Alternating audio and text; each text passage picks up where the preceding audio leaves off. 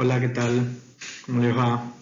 Bueno, en este caso, el objetivo acá a cumplir es hablar un poquito sobre lo que son los procesos redox para entrar en el mundo de las oxidaciones biológicas y dar aprovechar acá en esta misma presentación, dar algunos puntos centrales sobre metabolismo intermedio, ¿sí? Así que nada, vamos por ahí.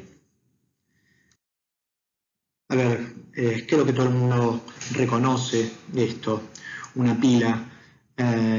Posiblemente muchos no sepan, pero básicamente en una pila lo que tenemos es especies químicas que se encuentran separadas en compartimento y que cuando uno las conecta, es decir, cuando permite que se establezca, digamos, lo que uno supone es un circuito que se da entre lo que llamamos el polo positivo y el polo negativo, aparece un fenómeno que todo el mundo reconoce y es por el cual utiliza las pilas, y es que las pilas me dan energía.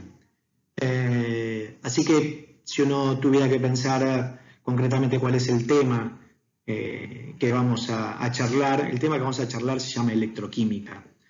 La electroquímica es esta rama de la química que estudia la transformación entre la energía eléctrica y la energía química. Son dos posibilidades: poder generar energía eléctrica a partir de energía química, como se está planteando acá una pila, e inclusive también a partir de la energía eléctrica poder generar cambios químicos. Vamos a definir lo que es un proceso entonces de oxidorreducción, que es el eje y centro de nuestra charla. Nosotros hablamos de procesos redox o de oxidorreducción cuando encontramos transferencia de electrones entre una especie que se define como dador y una especie que se define como aceptor. Es decir, como vemos en el esquema, A cede un electrón a B de tal manera que A se queda sin un electrón y B lo ha ganado. Esta especie que pierde el electrón es el que nosotros reconocemos como reductor. Esta especie que lo gana es el que conocemos como oxidante. Si lo ponemos en un ejemplo general, en este caso, fíjense esta reacción que ocurre entre el hierro y el cobre, entre distintos estados. Fíjense cómo el hierro 2+, cede el electrón al cobre 2+, de tal manera que el hierro 2+ pasa a estar como hierro 3+, porque ha perdido un electrón con carga negativa, y el cobre 2+ pasa a estar como cobre+, porque ha ganado una carga negativa. Sí, eso lo vemos bien representado en estas dos ecuaciones que responden a la ecuación original. Como el hierro cede un electrón que es tomado por el cobre, ¿sí?, para, en tal caso, reducirse. Entonces, nosotros acá lo que podemos observar es que cuando uno define oxidación-reducción, lo que está viendo es el movimiento de estos electrones a través de dos especies químicas. Yo puedo decir que una especie se oxida cuando está perdiendo o está cediendo electrones, y en contraposición, una especie se reduce cuando lo está ganando. Es decir, el hierro acá se oxidó, el cobre acá se redujo, ¿sí? De ahí viene químicamente la idea de el hierro en estado ferroso se oxida a férrico y el cúprico pasa a cuproso. También puedo decir que una especie se oxida cuando aumenta, ¿sí?, si ustedes se fijan, la valencia del elemento en cuestión. Fíjense como acá el hierro 2+ pasa a hierro 3+, y eso define que se ha oxidado. De la misma manera, por contraposición, cuando se baja la valencia del elemento, uno dice que la especie se está reduciendo, como ocurre acá, ¿no? El cobre 2+ pasa a cobre+. Siempre para que haya un proceso redox necesito de ambos sistemas. No existe la posibilidad de considerar un sistema redox sin uno de estos dos componentes. Tenemos otras formas de ver si algo se está oxidando o reduciendo. A veces no siempre están los electrones tan evidentes.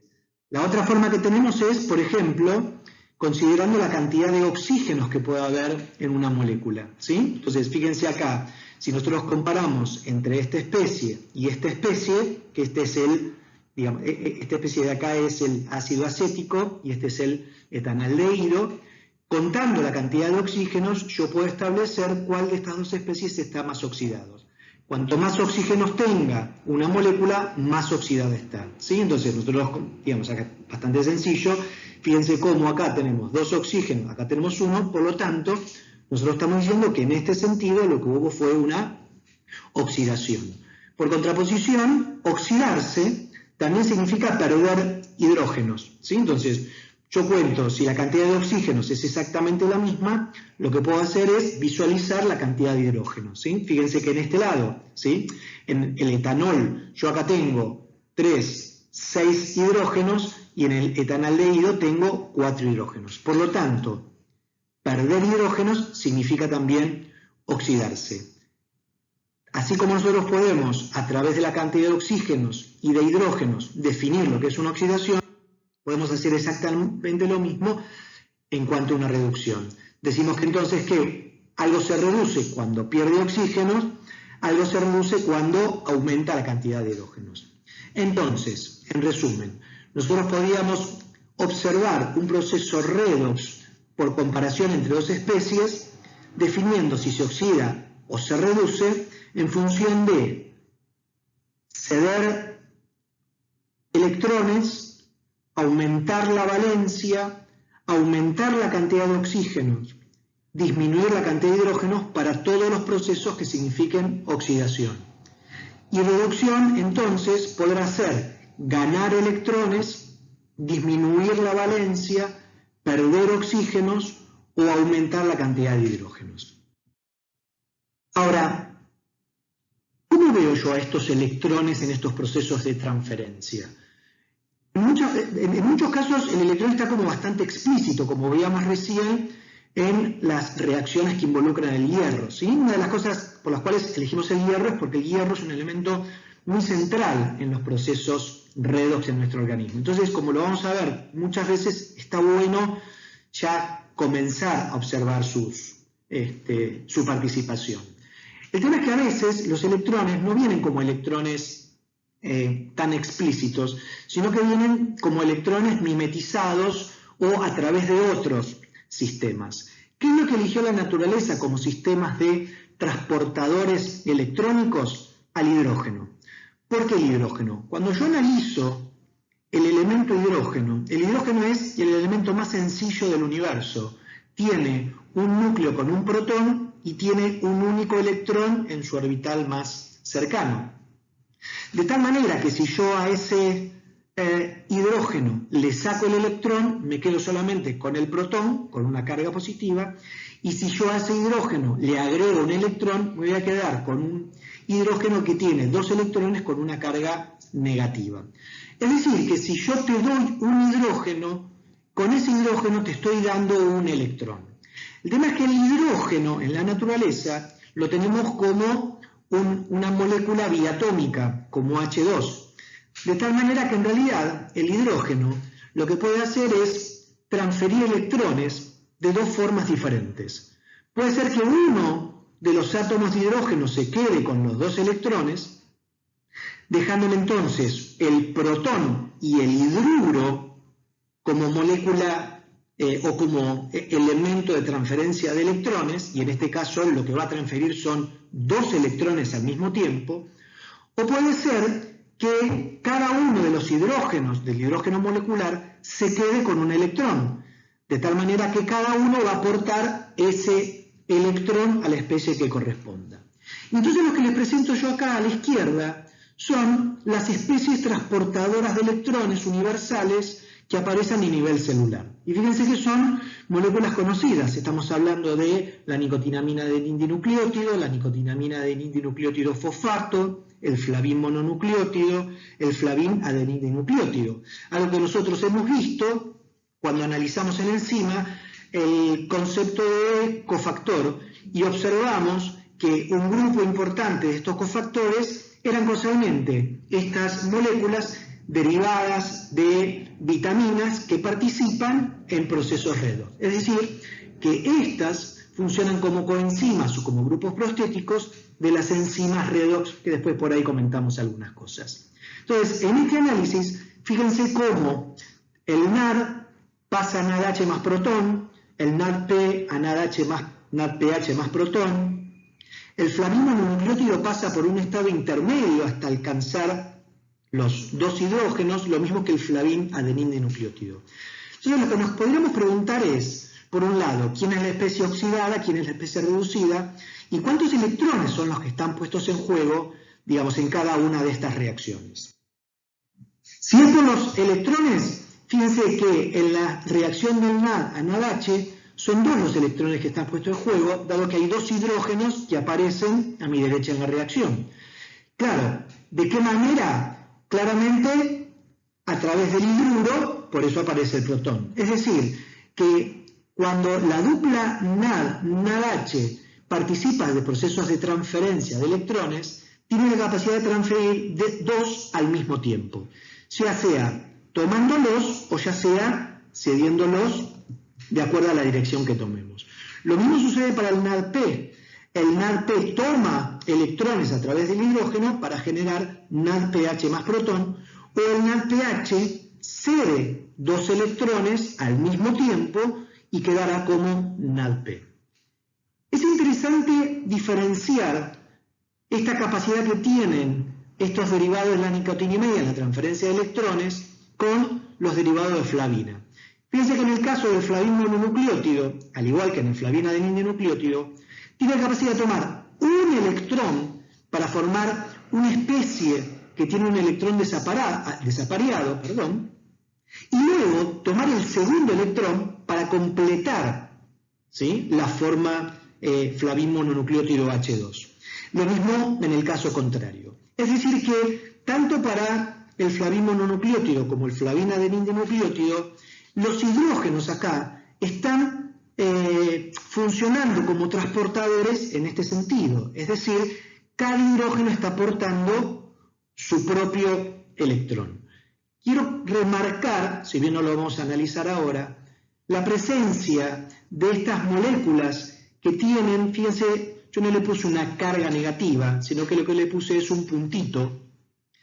Este punto indica que esta especie es una especie que tiene un electrón en estado desapareado. ¿Sí? Eso después, más adelante, vamos a considerar al respecto. Finalmente, definimos de qué manera se van a transferir electrones a través de estos transportadores universales. Lo que nos queda por definir es cuál es el estado reducido y cuál es el estado oxidado de cada uno de estos cofactores. Dijimos, lo podemos hacer a través de la valencia. Acá se nos complica analizar la valencia porque estamos hablando no de un elemento, sino de una molécula compleja. ¿Lo podemos hacer a través de oxígenos? Sí, lo podemos hacer, pero el tema es que tendríamos que abrir el juego a la fórmula, digamos, fórmula molecular del NAD o del flavín mononucleótido, y la verdad que eso no vale la pena hacerlo. Sí lo podemos hacer a través de saber si se cede o no se cede electrones, y nos quedaría como alternativa a los hidrógenos. Creo que los hidrógenos es la forma más fácil de ver, porque fíjense que hacia la derecha lo que observamos en cada una de las reacciones es ganancia de los hidrógenos. Ganancia de esos hidrógenos significa ganar electrones. Eso, digamos, de acuerdo a los criterios que estuvimos comentando, nos permite definir que el NAD, el NADP, el flavín mononucleótido y el FAD, es decir, lo que tenemos a la izquierda de nuestras reacciones, son las formas oxidadas, y lo que tenemos a la derecha son las formas reducidas. En conclusión, nosotros decimos que el NAD oxidado se reduce a NADH más protón cuando acepta 2 electrones, o que el NADH se oxida a NAD cuando cede 2 electrones. Nosotros tenemos la capacidad de poder medir si una especie química es un dador o un aceptor de electrones y con qué característica lo hará frente a otros potenciales dadores y aceptores. Eso se define como potencial redox, y se lo identifica con la letra E. Lo hacemos a través de, básicamente, un aparato que tiene un electrodo de referencia. El electrodo de referencia en general es el electrodo de hidrógeno, que establece un valor de potencial cero, contra el cual comparamos con un electrodo indicador la sustancia que nosotros queremos medir. Y de esa manera podemos obtener valores de potencial redox cuya unidad de medición es voltios. Así como habíamos comentado cuando hablamos de energía libre de Gibbs y de entalpía, el concepto de estándar, acá pasa exactamente lo mismo, ¿no? Digamos, cuando aparece el superíndice cerito, lo que estamos haciendo referencia es a un potencial redox estándar definido por concentraciones establecidas, temperaturas, pHs, etc. Entonces, nosotros podemos encontrar básicamente dos grandes grupos, que son aquellas especies que se comportan como aceptores versus aquellas especies que se comportan como dadores. Cuanto más positivo es el valor de un potencial redox, más aceptor es esa especie. Cuanto más negativo es el potencial redox de una especie, más dadores. Es decir, con los valores más negativos tenemos a los dadores de electrones. Con los valores más positivos tenemos a los aceptores de electrones. Entonces, fíjense, acá tenemos a la derecha una tabla que nos muestra algunos pares químicos con sus correspondientes valores de potencial redox para poder analizar un poco estos fenómenos. En realidad, salvo en los extremos, ¿sí?, como observamos en la tabla, en este caso el hidrógeno, el oxígeno, en el medio tenemos un montón de posibilidades que nos permite definir entonces que alguien se comporta como un dador o como un aceptor dependiendo contra quién lo esté comparando. Vamos a un ejemplo. Yo tomo esta dupla fumarato-succinato que tiene un valor positivo de más 0,03 voltios. Si yo lo comparo con la dupla anterior, oxalacetato-malato, que tiene un valor menos 0,17, y yo sé que los electrones van desde los dadores con valores negativos a aceptores con valores positivos, claramente los electrones en esta dupla irán del oxalacetato al fumarato. Ahora, si yo tomo el fumarato a esta dupla fumarato-succinato y, digamos, quiero analizar su comportamiento como dador o aceptor de electrones frente a esta dupla de citocromo B, ahí fíjense que el citocromo tiene un valor más positivo que el fumarato, razón por la cual, en este caso, el fumarato ya no es un aceptor como en el ejemplo anterior, sino que ahora el fumarato se transforma en dador. Es decir, que cuando nosotros nos movemos, ¿sí?, por afuera de los extremos, los dadores y aceptores de electrones van a estar en función de contra quién estemos comparándolo. Ahora, en esta tabla aparecen algunas cosas que son interesantes. Por un lado aparece la dupla NADH-NAD con un valor bastante negativo, es decir que esta dupla uno tiende a pensar que es un fuerte dador de electrones, y en el otro extremo encontramos al oxígeno. Es difícil que podamos encontrar a nivel biológico una especie química que tenga un potencial redox mayor al oxígeno. Esto quiere decir que el oxígeno se comporta, al estar en este punto de la tabla, como un aceptor muy puro de electrones. Es decir, que no importa contra quién yo lo esté comparando, el oxígeno siempre actúa como un aceptor de electrones. Es interesante comenzar a plantear este tipo de situaciones, porque uno reconoce al oxígeno, quizá en otras dimensiones. Podemos estar sin comer durante meses, podemos estar sin tomar agua durante días, no podemos vivir más allá de 5 minutos sin oxígeno. Esa relación es alguien cualquiera la reconoce, ¿sí? Si uno deja de respirar, y cuando deja de respirar dice deja de respirar oxígeno, uno se muere. Entonces, indudablemente el oxígeno debe tener un papel muy central en la condición de sobrevida de una célula. Y lo que estamos planteando acá es una participación del oxígeno en un proceso de transferencia de electrones, y en donde él siempre se comporta como un aceptor de electrones. Se los voy dejando como inquietud, ¿sí? Bien, entonces, creo que queda bastante explícito, y sobre todo teniendo esta tabla acá adelante, cómo el comportamiento de dadores y receptores siempre está en relación contra quien lo esté comparando. Analicemos un poco esta ecuación que tenemos acá. La ecuación dice, delta G, la variación de energía libre, es igual a menos m, que es la cantidad de electrones que estoy considerando en mi sistema, por una constante, que es la constante de Faraday, o sea, es un valor definido, por la variación del potencial redox entre especies químicas. Es decir, fíjense que en esta ecuación tenemos dos términos que son reconocidos ya porque lo hemos visto y porque lo acabamos de comentar. Por un lado, variación de energía libre, que definimos como energía útil para hacer trabajo, y la variación del potencial redox como la tendencia a ceder o aceptar electrones, o mejor dicho, digamos, qué es lo que sucede cuando hay transferencia de electrones entre dos especies químicas. Entonces lo que les propongo es que analicemos esta relación que se establece entre fenómenos termodinámicos y procesos redox. Para eso vamos a tomar esta dupla, ¿sí? La dupla que habíamos visto en la diapo anterior de nuestra tabla, en donde teníamos, por un lado, estas unidades de transferencia de electrones que nosotros las reconocemos como cofactores enzimáticos, y por otro lado el oxígeno, ya que de alguna manera tenemos que empezar a develar el misterio de por qué el oxígeno parece ser tan, bueno, parece no, es esencial, ¿no?, para la sobrevida de una célula, ¿sí?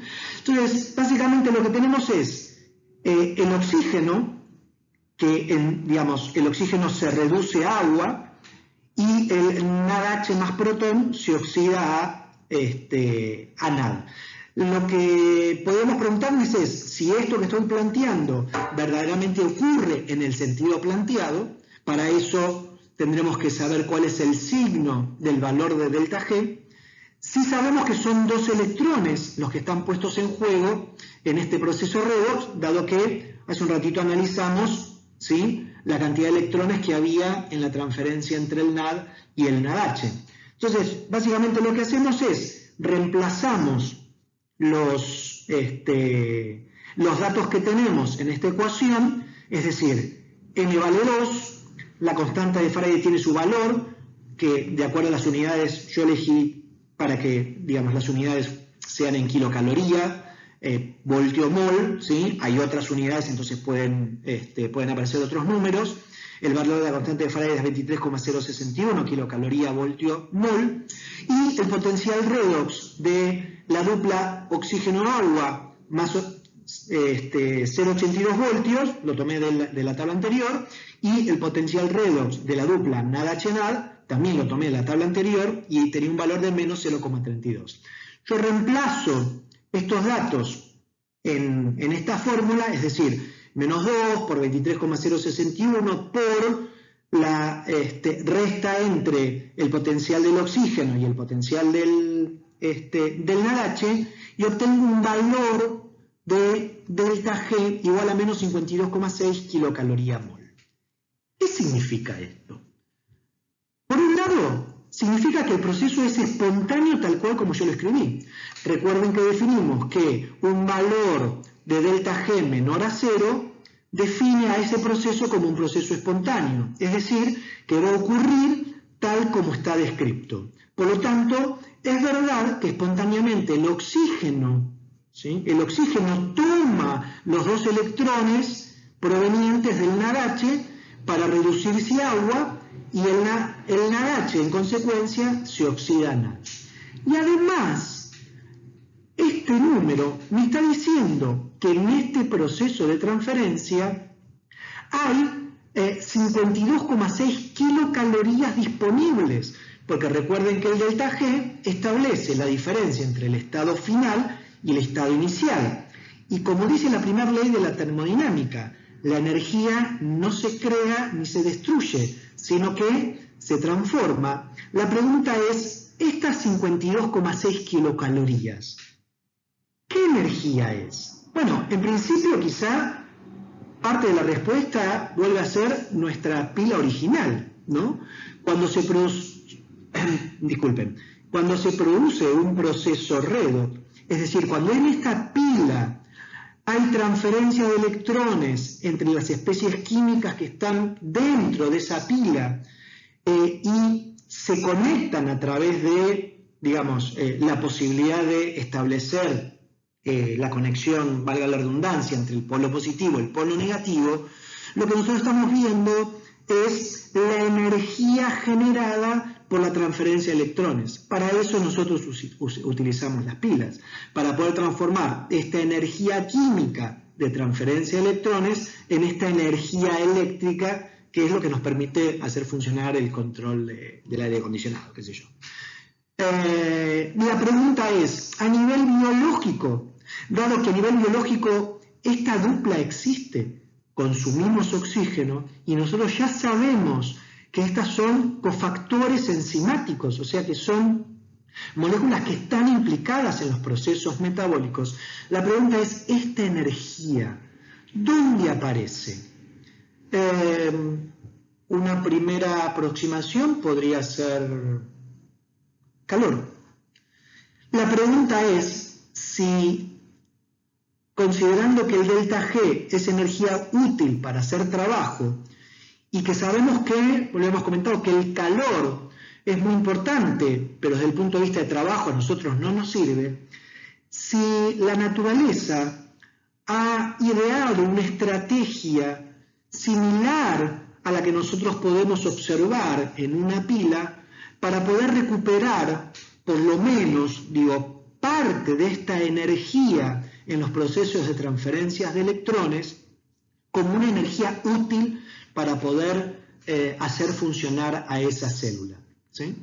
La pregunta sería, ¿nuestra forma de generar energía es de tipo electroquímica? Bueno, cosas para ir pensando. Vamos a hacer una mención para tenerlo, para poder ya ir viendo cómo es que estos procesos de transferencia de electrones se van a relacionar con algunos procesos metabólicos. Entonces vamos a hablar un poco de quiénes son las enzimas que están asociadas a estos procesos redox. En la clasificación de enzimas esto forma parte del primer grupo, ¿sí? Por un lado tenemos enzimas que participan de procesos de oxidación. Estas enzimas que participan en el proceso de oxidación son las oxidasas. Las oxidasas utilizan oxígeno como oxidante, ¿sí? De tal manera que el oxígeno se reduce y la molécula en cuestión se va a oxidar. El producto de la oxidación, el producto de la acción de estas oxidasas puede ser agua o puede ser peróxido de hidrógeno, ¿sí? Y existe, si ustedes quieren, dentro de esta familia de oxidasas, dos familias particulares que vale la pena, tomarlas como subítem para siempre tenerlas en consideración, que son las peroxidasas y la catalasa. ¿Por qué? Porque ambas participan del proceso de oxidación, nada más que en el caso de las peroxidasas utilizan peróxido de hidrógeno como agente oxidante, en vez del oxígeno utilizan peróxido de hidrógeno. Y la catalasa es la enzima encargada de desdoblar esta agua oxigenada en agua más oxígeno. Acá tenemos acá hay un error en esta ecuación, ¿sí? No es que se forma de nuevo agua oxigenada, sino que acá es agua más oxígeno, ¿sí? Ahí tenemos la familia de las oxidasas, ¿sí? Esto es interesante porque seguramente ustedes reconocen que en los peroxisomas celulares hay una alta actividad de peroxidasa y catalasa, seguramente porque en esos orgánulos celulares hay muchos procesos de oxidación. Entonces, al haber mucho proceso de oxidación, hay mucha generación de peróxido de hidrógeno y como veremos bastante más adelante, ya hacia el final de todo este bloque de la era 1, vamos a analizar un poco el papel deleterio que pueden llegar a tener estas especies derivadas del oxígeno. Otra familia de enzimas son las deshidrogenasas. Estas deshidrogenasas tienen como característica sustancial que funcionan utilizando como cofactores nuestros transportadores universales de electrones. El NAD, el NADP, el flavimononucleótido y el flavinadeníndinucleótido, sin que sean excluyentes, es decir, que existen algunas deshidrogenasas que pueden utilizar al mismo tiempo varios de estos cofactores.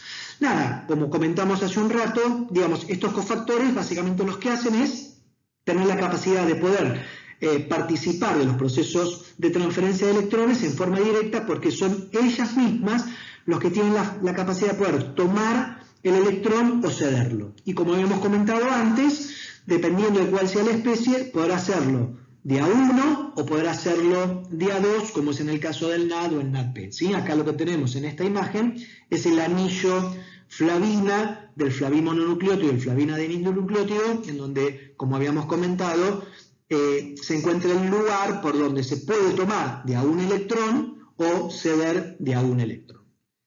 Otra de las familias que participan en los procesos redox son las oxigenasas. Oxigenasas, es decir, enzimas que participan de la oxigenación, es decir, meter oxígeno en una molécula. Ahí vamos a distinguir entre aquellas que llamamos monooxigenasas, que son las que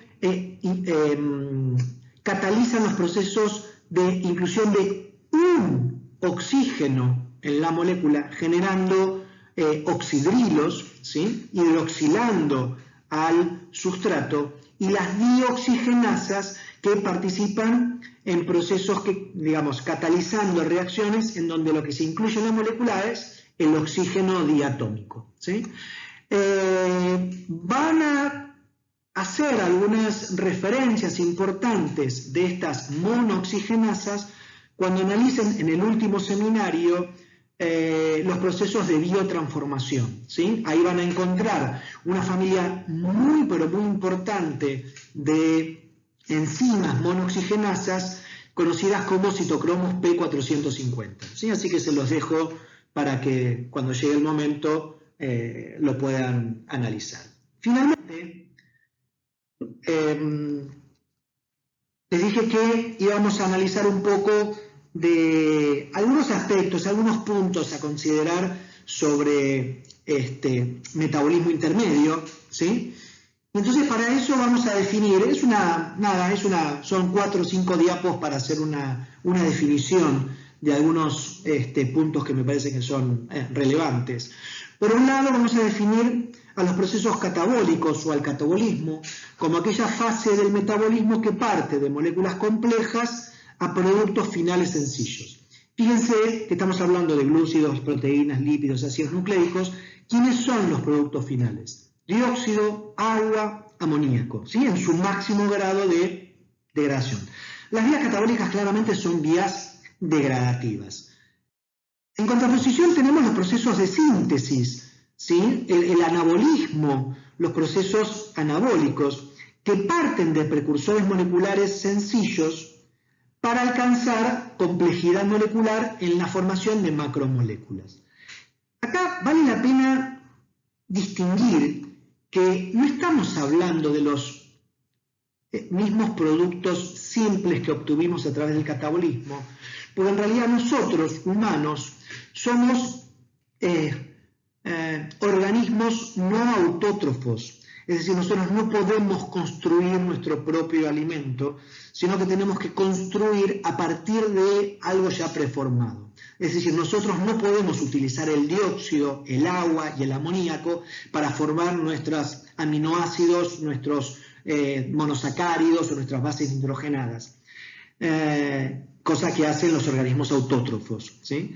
Lo que sí podemos es utilizar como precursores moléculas como monosacáridos, ácidos grasos, aminoácidos, bases nitrogenadas para conformar macromoléculas, y tenemos la capacidad y utilizar moléculas sencillas como el acetato, una molécula de 2 carbonos, para formar, en algunos casos, ácidos grasos, aminoácidos, ¿sí? Tenemos algunas limitaciones, pero en principio podríamos hacerlo. Cuando uno analiza la fase catabólica y la fase anabólica, puede encontrar ciertas características distintivas. Por un lado,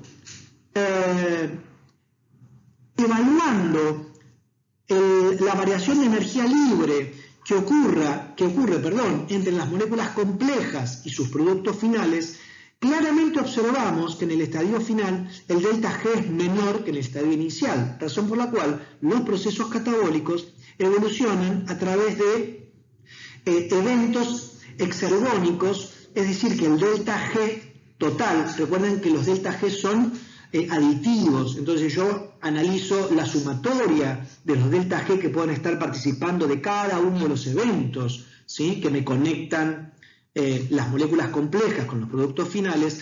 El delta G es menor a 0, es decir, este delta G negativa me está diciendo que el proceso catabólico es espontáneo en este sentido y con una variación de energía libre en donde hay energía disponible en el sistema. Por otro lado, si yo tomo una molécula como la glucosa y analizo, ¿sí?, carbono 6, hidrógeno 12, oxígeno 6 y lo comparo con 6 moléculas de dióxido que voy a obtener, lo que estoy observando es que, digamos, en los procesos catabólicos las moléculas se han oxidado. Es decir, que catabolismo significa oxidación de esas moléculas. En contraposición, cuando yo analizo las vías anabólicas, lo que observo es un proceso claramente endergónico, ¿no? Como hemos charlado en termodinámica. Construir es un proceso en principio no espontáneo que va a tener un delta G positivo porque la energía final en el estado de macromolécula es mayor a la energía inicial y que lo que voy a ver es que en general voy observando a través de estos procesos anabólicos procesos de reducción, ¿sí?, que van ocurriendo sobre estas moléculas. Entonces uno se pregunta, por un lado la fase catabólica, por el otro lado la fase anabólica, ¿cómo pueden existir ambos procesos al mismo tiempo con características tan distintivas? Creo que parte de la respuesta se establece en función del ciclo energético que podemos encontrar que conecta la fase catabólica con la fase anabólica. Nosotros dijimos que el catabolismo es exergónico. La energía recuperable a partir de los procesos catabólicos es la energía que puede conducir la fase anabólica del metabolismo, ¿sí?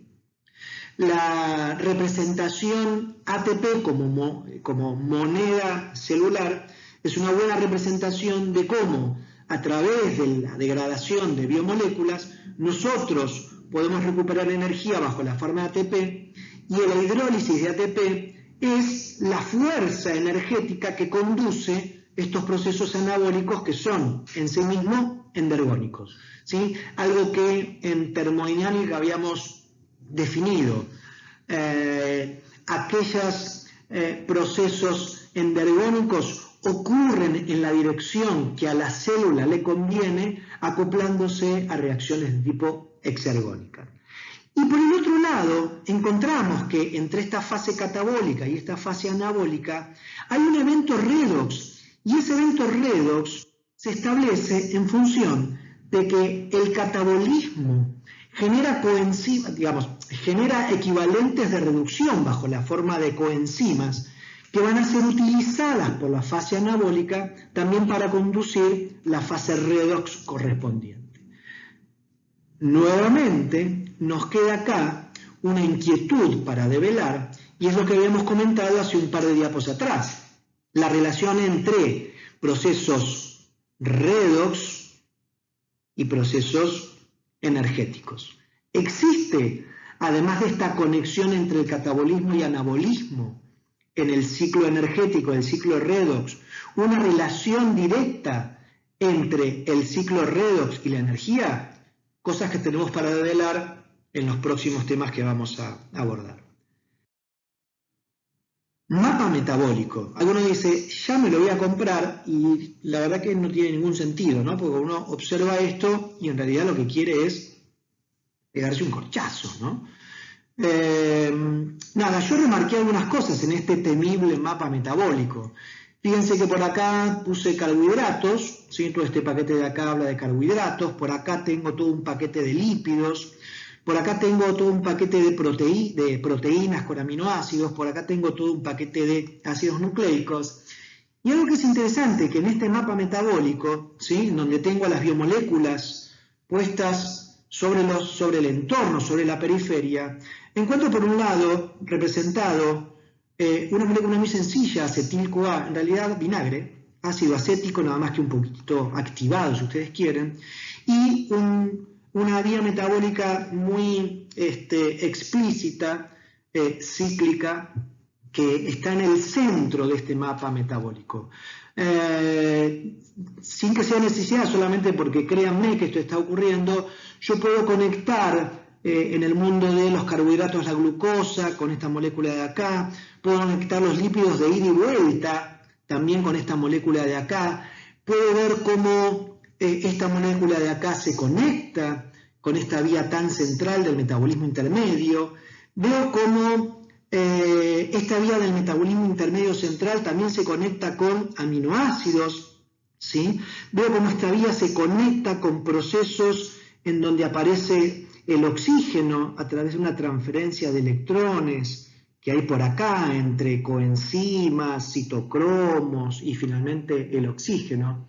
Es decir que yo, así a grandes rasgos, puedo encontrar ciertas características de este mapa metabólico que puedo definir a través de 3 términos.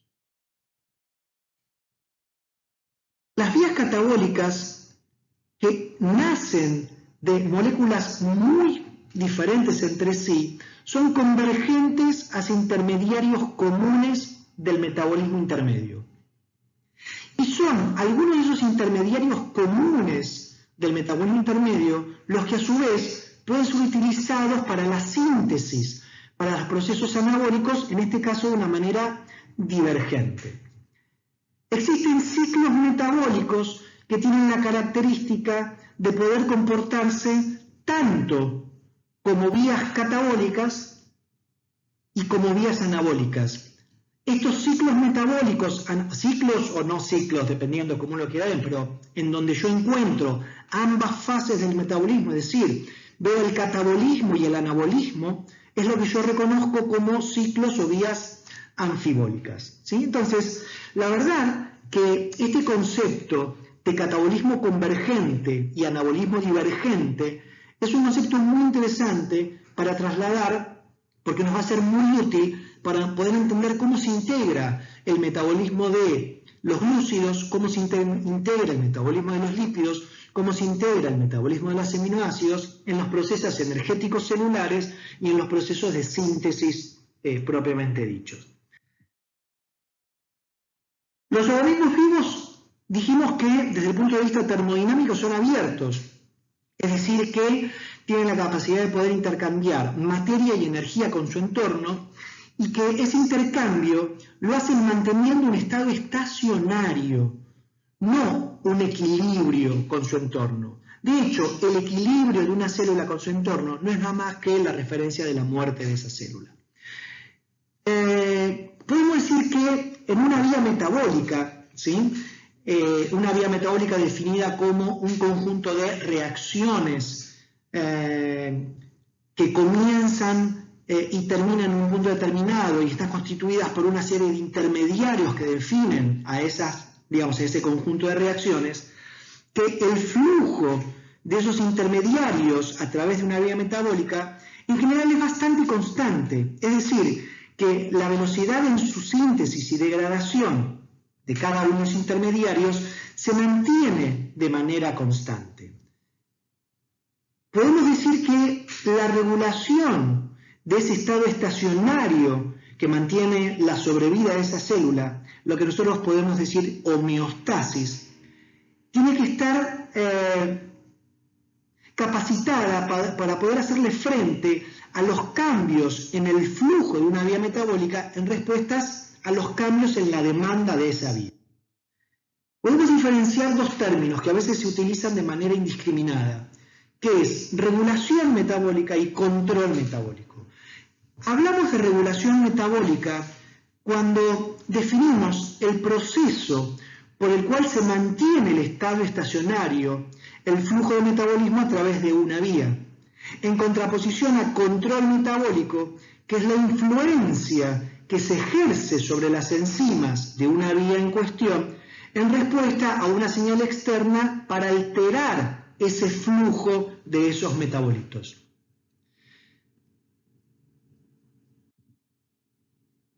¿Cuáles son esos mecanismos que entonces controlan el flujo de una vía? Mecanismos alostéricos que nosotros conocemos, por ejemplo, por retroalimentación positiva o retroalimentación negativa. Mecanismos por modificación covalente, como hemos visto los fenómenos de fosforilación y desfosforilación. Mecanismos a través de control de lo que llamamos ciclo de sustrato, es decir, control de sustrato, en donde cuando yo tengo una reacción reversible pero catalizada por dos enzimas diferentes, ¿sí? Una enzima hacia adelante y una enzima en reversa, la velocidad de cada una de estas reacciones y el control sobre cada una de estas reacciones va a permitir establecer el control sobre los sustratos de las reacciones precedentes y posteriores. Estos ciclos de sustratos son muy importantes para poder mantener una cierta cantidad de un sustrato y poder hacerle frente a una demanda inmediata cuando esta vía metabólica sea puesta en acción. Cuando veamos la vía glucolítica vamos a hacer una buena referencia a estos ciclos de sustratos. Y finalmente, el último mecanismo, bueno, no sé si es el último, pero digamos, nuestro último mecanismo de control de flujo es el que opera a nivel génico, es decir, aquel que define el control sobre la cantidad de las enzimas que están puestas en juego, que son las que controlan los flujos metabólicos. Uno dice, pero Gustavo, a ver, esto es lo que habíamos analizado, salvo lo del ciclo de sustrato, había analizado como mecanismos que regulan la actividad enzimática. Exacto, porque cuando nosotros estamos hablando de mecanismos de control de flujo, no de regulación, sino de control de flujo, dijimos que estamos haciendo referencia a cómo controlamos a las enzimas que catalizan los pasos comprometidos centrales en estas vías metabólicas. En resumen, así como planteamos para bioenergética, nuestros objetivos sobre estas aproximaciones a los fenómenos de óxido-reducción y de metabolismo intermedio. En cuanto a óxido-reducción, poder definir lo que es una reacción redox, distinguir entre lo que es oxidación y reducción en función de, digamos, cómo puedo visualizar este fenómeno de oxidación o reducción, ¿sí? Cantidad de electrones, quién cede, quién toma electrones, oxígenos, hidrógenos. Reconocer las distintas formas de transferencia de electrones entre especies químicas, ¿sí? Remarcar esto de los transportadores universales, como son estos cofactores enzimáticos, la presencia del hierro como una especie que participa en los procesos de transferencia de electrones, interpretar el valor del potencial redox y cómo lo relacionamos con los procesos de transferencia de electrones, es decir, potenciales positivos versus potenciales negativos, interpretar esta relación que vimos entre variación de energía libre, energía útil para hacer trabajo y potencial redox a nivel biológico, y reconocer cuáles son las distintas familias con las que nos vamos a encontrar que catalizan estas reacciones de óxido-reducción. En cuanto al metabolismo intermedio, sencillo, comenzar a distinguir las características de lo que significa el anabolismo y el catabolismo, en función de los objetivos de cada una de estas fases y su relación con la variación de energía libre, los procesos redox, es decir, poder integrar el ciclo energético y ciclo redox a la fase catabólica y anabólica, definir lo que es una vía catabólica convergente, una anabólica divergente y una vía anfibólica, para tener claro cuál va a ser el panorama central y el molde a través del cual funciona el metabolismo intermedio, y reconocer, en realidad, volver a poner en acción a los mecanismos de regulación de las enzimas como parte de los mecanismos de control de flujo de una vía metabólica. En fin, fíjense que hemos analizado los procesos redox no desde el punto de vista matemático, a través de ecuaciones, sino que lo hemos analizado sobre todo a través de extraer los conceptos que nos van a permitir comenzar a entender cuáles son las estrategias energéticas a nivel celular, ¿sí? Aunque parece en principio como sencillo, porque estamos solamente con conceptos, van a ver qué importante cuando empecemos a trasladar estas cosas que estamos comentando a los temas que vienen, ¿sí? Así que bueno, por ahora los dejo. Próximo tema va a ser hablar un poquitito sobre ese famoso acetil-CoA como punto central de ese metabolismo intermedio. Vamos a hacer una primera aproximación de cómo sintetizamos ese acetil-CoA para poder meternos quizá en una de las vías más conocidas que tenemos, que es el famoso ciclo de Krebs, ¿sí? Así que los dejo, cuídense, nos vemos la próxima, o nos escuchamos por ahí, mejor dicho, la próxima.